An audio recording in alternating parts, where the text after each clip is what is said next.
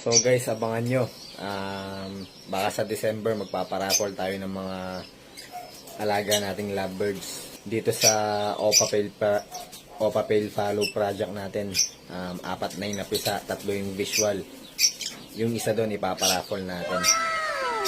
Tapos dito naman sa Albs 1 natin na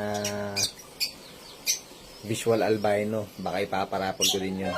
Tapos doon sa binigay na egg ni Sir Lopez, pag may nag-visual doon, ipaparaffle din natin. Baka 3 visual ang iparaffle natin sa December guys. Kaya abangan nyo. Mag-follow lang kayo sa Facebook page namin guys, sa aming YouTube channel, para updated kayo lagi.